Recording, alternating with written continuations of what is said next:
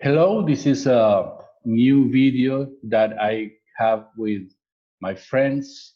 And in this occasion, we are ready to talk with one of my best friends that I met years ago when I was making some things in USA, especially in Philadelphia area. Those days I met my friend Charles Roberts and his family, and it was a blessing to share time with them, especially with him. Because all of the things that you know are happening in USA about the Floyd case, I thought that it'd be good if we can talk with a really Afro-American man from the United States and try to talk with him what is happening, what is the context, and of course, what he feel about this situation. So, Charles Robert, good morning, sir, and what a blessing it is to meet with you. Well, good morning to you, Marcelo. It's a great blessing to see you. It's been a long time since we've been in close contact, and I guess because of the pandemic, this is the closest we might get for a while. Yeah, that's true. That's true. Yeah, But but it's so good to you see you. look the same guy that I met maybe 25 years ago. There are a few differences. I have a little snow on the mountaintop. Yeah, that's true. It's the same with me. I don't know why. I don't know why that happens. Charles, let's start our talking. What we see from here is racism is a big issue, and the question that some people like me here in the south of the planet is the next: why the racism is still alive in USA? Why sometimes during the year you can hear this very bad news about fight and death about Afro American people, white people, the police, or whatever. What do you think about this? Well, to start with, it's important to know that racism is America's original sin. Oh, It's important to know that racism was embedded in the founding of this country. In fact, racism and slavery were embedded in the foundation of the very first settlement to the New World, Johnstown. There were 20 and so Negroes who were captured, kidnapped on their way from Angola to the Caribbean, and the ship that they were on was kidnapped, was hijacked, and diverted to Johnstown, Virginia. yeah. So the very first thing we did after this was, of course, a year before the Mayflower, Mm-hmm. and it was 200 years or so before Columbus. Mm-hmm. So it's really one of the first things that the settlers did, and it all has to do with economics. And you would know that from some countries in the South that have encountered and still encounter racism, colorism, like Brazil, Oh, yeah. and other places. So you would know that it's far more pervasive. I call it the second pandemic. Oh, The first pandemic is COVID-19. The second pandemic I call COVID-16-19, wow. because that's the year that it began. Yeah. So it's interesting what you say because what are you talking about is the racism is part of the roots of your country. That's right. So wow, that means a lot. And how do you think that during the history of your country, this very important and very painful issue was was making what is doing during the years? Or Well, the racism will stay forever because it's the roots of the history? it doesn't have to stay forever, but it is pervasive, and it's something that we have to root out. So it takes people with a true loving heart to root out any bias against anyone, Hmm. because what I'm discovering is that the trauma that is induced by racism is literally carried in our neurology from generation to generation. Okay. So I'm here with you today, the product of 400 years of racism. I don't necessarily feel it physically, but I carry every lash of the whip. I carry every bruised arm and leg in chains. I carry the sorrow. I carry the anger of millions of people in my neurology. Wow. And that's called racial trauma. And you don't have to know you have it in order to have it, but it finds itself manifesting in lots of ways. So when you look at the looting that's taking place or that has taken place in the aftermath of George Floyd, that's an expression of racial trauma. Hmm. The violence that has taken place in Seattle, even in Seattle. And this racial trauma doesn't just happen to Black people. This racial trauma also happens to white people, because if they have ancestry in their background that connects to slavery as a slave owner or an overseer, the very same traumas exist in the current generation's neurology, but it's unconscious. So when you see the rage, the violence, the looting, the burning, that's all a manifestation of racial trauma, because King said it this way: violence is the language of the unheard. Yeah, that's true. That's true. I remember years ago, I had a friend in Philly who is Afro American guy, but it was very rare for me in those days that his surname is German. Mm, And I remember that I was in shock because, we became friends with him. And one of the days I said, let me ask you why your surname is German. I don't know I can't explain the connection. yeah. And he said something that really broke my heart. He said, Mm, because my grandfather was a slave from a German person, mm, and the German person bought his life mm, and put his surname to the entire family. mm. That was terrible. In my Right. understanding, in my understanding of Yeah. South American person, I said, "Wow, that means a lot," and it's exactly what you say. It's a seal in the heart of the new generation. It's a seal. No Mm-hmm. matter that Mm-hmm. they Mm-hmm. are free right now, of course, but it's a seal of pain and all this kind of stuff. Well, they may be free, but there isn't equity. Wow. So Yeah, because the chains are off doesn't mean there aren't other chains today. that's true. There are chains of poverty, chains of educational disparity, chains of pay equity. There are tons of other chains that are out there. They're Um, just invisible.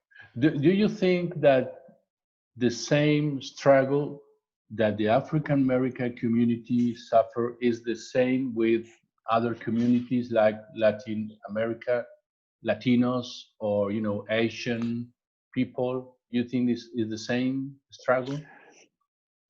It is the same struggle. The difference is the family unit wasn't destroyed in the process. Okay. Latin people, they have La Familia. That's Yeah. very important. and you carry everybody's last name, your mama's last name, your papa's last name, there's no question as to who you are and where you're from, because you carry the lineage in your name. Yeah. This fellow, you said German, he doesn't know what his lineage is, except it stops at someone who took his identity. So he doesn't know beyond that point who he is or where he's from or anything. So That's those true. things were dismantled. And, slaves, Irish slaves, indentured servants, weren't used in the same way that African-American servants were, used for the purpose of breeding, and separated because of their particular values. Families separated. The family unit was broken down, and in many places still is, because of the economic hardship that perpetuates fatherlessness. Mm-hmm. Wow. We can see in the news that there are different organizations that they said represent the pain and the fight for the freedom of the African American people, especially the people that call Black Lives Matters. Mm. Do you think that?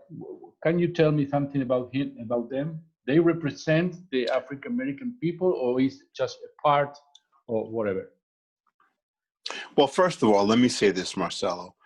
Black thought has never, ever been in one place. In other words, there was never one singular idea about Black thought. You had Booker T. Washington, you had Du Bois. They had different philosophies about liberation, right? You had Martin, you had Malcolm. They had different thoughts about liberation. So there's always a plurality of thinking. And so there's not one Black thought. Mm-hmm. This particular movement, Black Lives Matter, is Marxist in its origin. Yes. It's more like Malcolm X represents. More like Malcolm than Martin, but there was a point in which Malcolm and Martin were coming together in their thinking, because and also you can see a coalescence between Malcolm, Martin, and Eldridge Cleaver, the Black Panther Party, which looks like, which just evokes fear in people. But the federal program that we have now, Feeding Kids Breakfast, was begun by the Black Panther Party in Oakland, California. Yeah, it was begun by the Black Panthers in Oakland, California. So, so they weren't all guns, but they were using their Second Amendment rights to bear arms and protect their community, which you would find in other types of neighborhoods with other types of ethnic people, right? Yeah. Yeah, Black Lives Matter, the sentiment is very important. Black lives do matter. Okay. But yes, that's true, of course. Black Lives Matter, and let me just say, you can't respond with all lives matter, because if all lives mattered, we wouldn't have had to revise the Declaration of Independence that originally said that the inalienable rights endowed by our Creator were life, liberty, and the pursuit of property. Yeah. Not happiness. So all lives matter, but some mattered a lot more, right? So Black Lives Matter, the sentiment is good. Black Lives Matter, the organization, is a shill movement that is supported and is supporting the Democratic Party of the United States. Okay. And why? And is Marxist in nature. Yeah. There is other organizations that it's really they fight because the rights of the Afro-American people, because everybody here is talking about Black Matters, but know about other associations. Well, there have been groups that have been fighting for decades. NAACP, for example, the National Urban League. You can even, if you want to, look at Al Sharpton's, Jesse Jackson's National Action Network. Yeah, Jesse Jackson. I remember him. Yeah. Yeah. So Wow. there are other organizations. It's just that in this generation that is postmodern, that is deconstructionist, Yes. it doesn't make sense in that view to recover something that is old.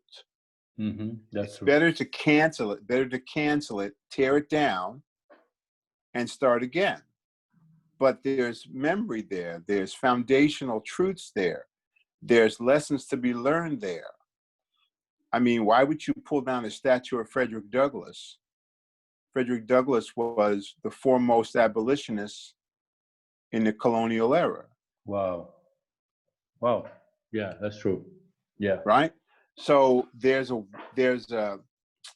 lack of nuance. So the ideological things are very mixed with the real reason of the fight that you have. Correct. Yeah. Correct. No. What I say is not only the black issues. Is the black issues maybe is the flag to do other things. Yes. Correct for you? Yes. Yeah. Oh, absolutely. Yeah. Absolutely. And let me ask you this question, because United States is a country that were founded under Christian roots, of course. Yes. And the faith of the new believers spread all the new country those days. And of course, the history has changed many things. But what about the Christian war in USA? What is the reaction of the Christian world about this kind of fight? Well, unfortunately, the Christian community is quite divided. Okay. On the issue. Divided against party lines, divided against pro-Trump versus anti-Trump, divided against Democratic versus Republican, and still, unfortunately, divided black versus white. So there's a lot of work that has to be done. And the deconstructionist view would be, well, just get rid of God altogether, because obviously God hasn't helped. And that kind of fits in with the Marxist view. But we have to look at what other things have happened through Christian ministries. Hospitals were brought to our world through Christian helpers. Orphanages, leper colonies, schools. The first school in Europe was Sunday school, which was done by Robert Raikes and was reading, writing, arithmetic for the children of the Welsh miners who couldn't send their children to school. Yeah. So the works of mercy and compassion that come out of the Christian world, around the world, are very, very important. And so we can't throw everything out. That's my point. But there's still a lot of healing work to be done. I've been on the phone and I've been on Zoom calls for weeks doing the very same thing you're asking me to do this morning. Wow. And I had a fellow last night ask me a question. I said, dude, I can't answer it now. I'm tired. Can I answer you tomorrow?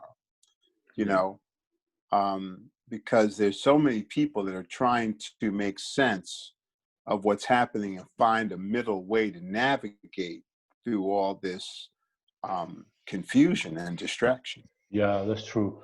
Charles, I know that you are Christian, and you work for years as officer with you and your wife in Salvation Army. That is an incredible organization that I knew in Philadelphia.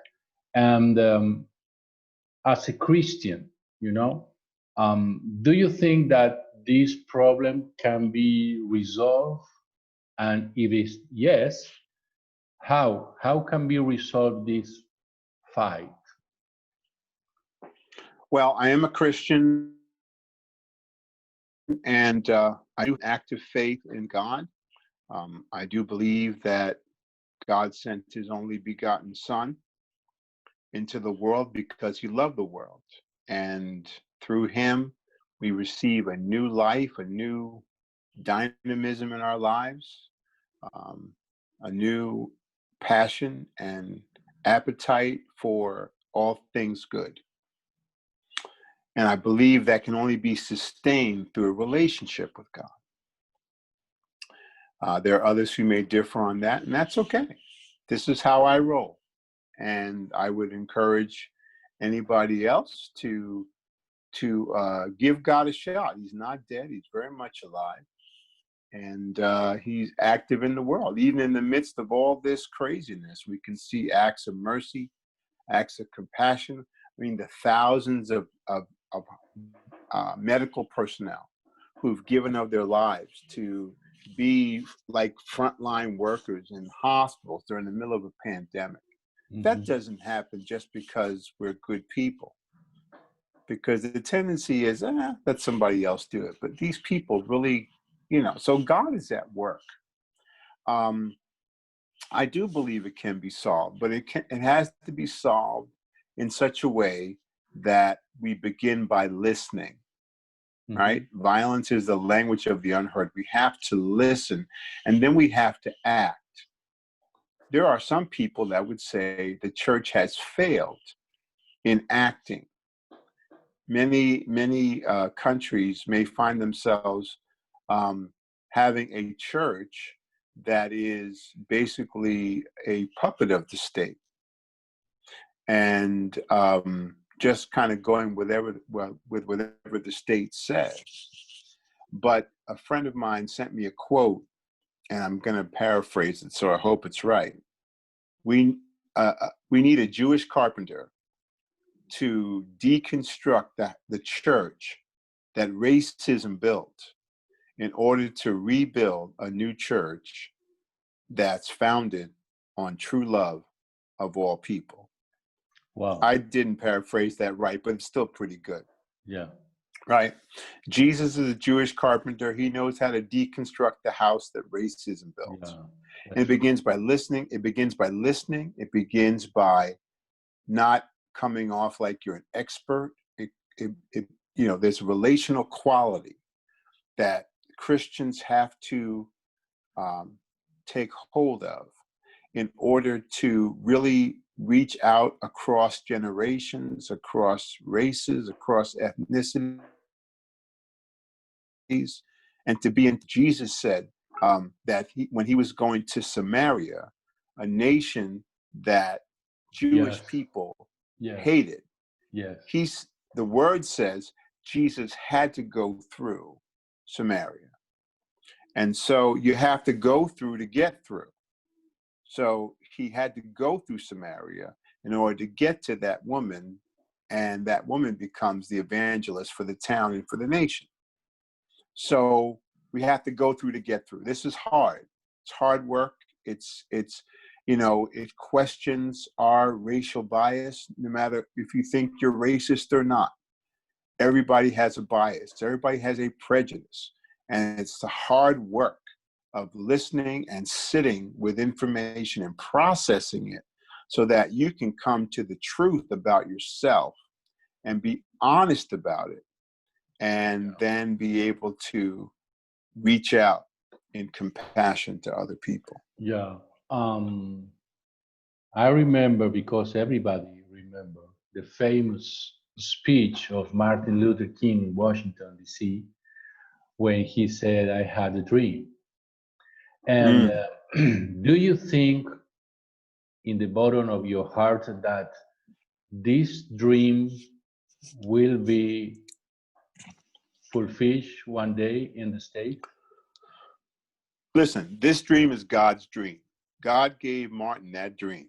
Mm-hmm. And God has a way of finishing what he started. Mm-hmm. Now, I know we have a little bit of time left, but I want to tell you a little story. That part of the speech was not written in the original manuscript of the Washington script. That. Mahalia Jackson a great gospel singer, yells out in the middle of it, "Tell them about the dream, Martin. Tell them about the dream." And that's how the dream sequence becomes part of the speech on the Oh, March I on didn't know Washington. that. Wow. Yes, yes, Wow. it was an extent. But see, it was part of the Black preaching tradition. Yeah. Black preaching They tradition shout and yeah, is shouting, spontaneous. that's Tell them true. about the dream, Martin. Tell them about the dream. And in the same way, we've got to tell people about the dream. The dream is not that everybody has $1 million. The dream is that everybody has the right and the access to flourish. And no matter what you look like, no matter where you come from, that access should be, and I believe will be, available in America. No, good point. Good point. My friend, I want to say thank you for these minutes that we spent together, and always is a real pleasure. You are a wise, wise person. Well, it's a pleasure to be with you, Marcelo. I admire your wisdom too, and the areas of influence in which he has taken you. It's probably nothing that you expected, but that's the way God works. He's a God of surprise. Yeah, And when I was in my 20s and received a call from God to be a minister, I never imagined that to be a minister of the political arena or other things, and I am trying to do my best. So thank you, my friend. I love you. And thank you. always, you are a very special person in my life, and your influence is really, really big in my life. I need to tell Well, you. thank you, brother. Thank And you. I love you. someday we will meet together just to sing. All right. Someday we'll get together to sing. Someday we'll get together to have, an asada, yeah. And we'll have some mate together. We need I to love my mate. we need to plan your visit to Argentina. Come on, man. Hook me up. We need to embed something that you can come and do something very, very good. I would. My heart is there. My heart is there. Thank you, friend.